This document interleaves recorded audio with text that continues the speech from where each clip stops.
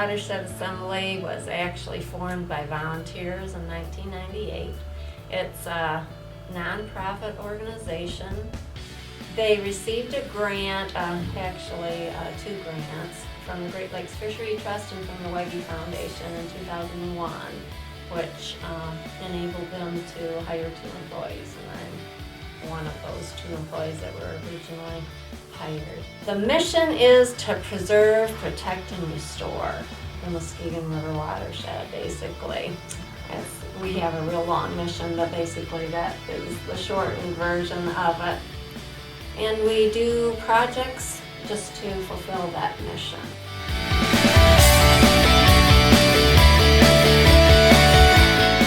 We have lake associations in our watershed that do a lot of the same things that we do. We have conservation districts in each county that we work with, and they're concerned with different aspects of the environment. Natural Resource Conservation Service, NRCS, if you've heard of that.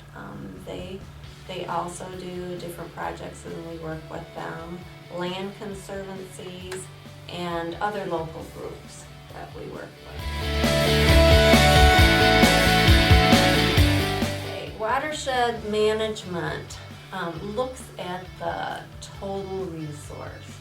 A lot of times we in Mecosta County, we're concerned with Mecosta County. We're interested in our part.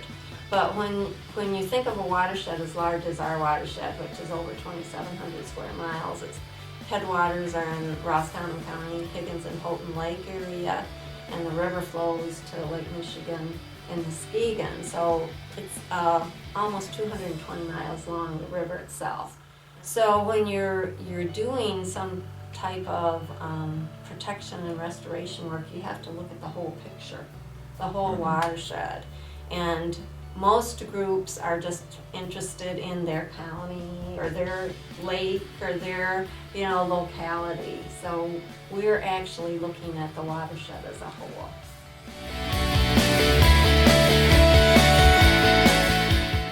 Well, if you live in the Muskegon River watershed, you should be concerned about water quality, first of all.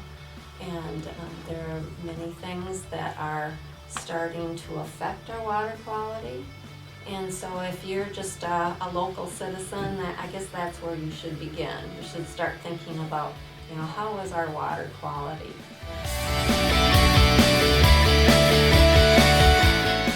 Young people can do a lot of things, like we've done rain gardens with students, cleanups with fair students, and there's a number of ways that students can get involved, or young people can get involved in our watershed.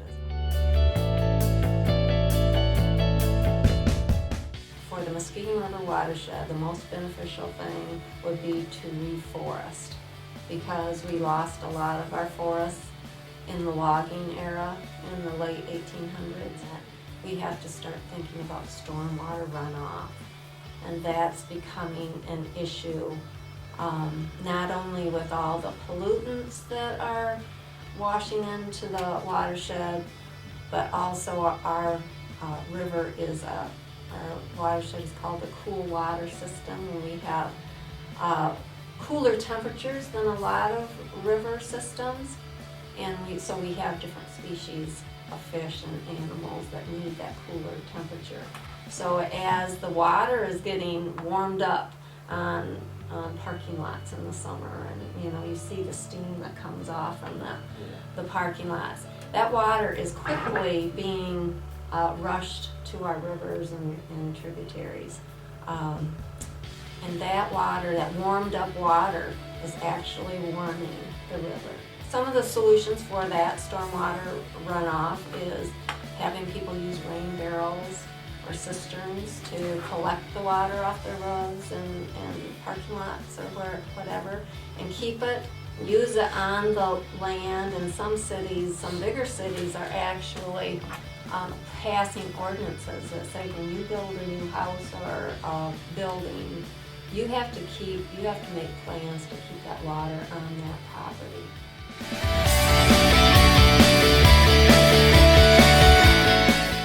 We do have problems with erosion, a lot of it in Newaygo County. A lot of sandy banks and a lot of banks that were stripped during logging days, and they just haven't vegetated. Homeowners too, I've got a picture of a home being built on one of the high banks in Newaygo County, and they actually cut all the trees.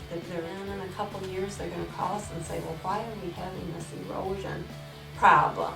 Well, it's because all the vegetation, they want to see the river, and they're on this high bank, so they cut all the trees, and it causes lots of problems. We get calls every year about that.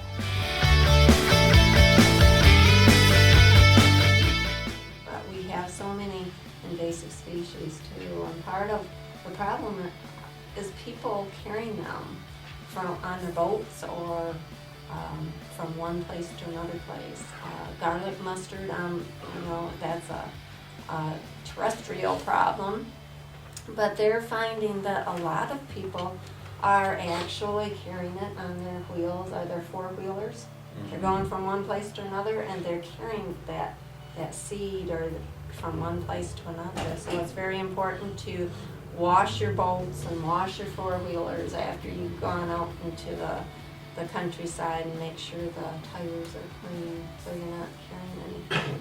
It's something that we don't think about because we take our recreational vehicles out and, Very easy to overlook. Yeah, you don't even think about that. What could I be carrying on my wheels and on my vehicle from one place to the next?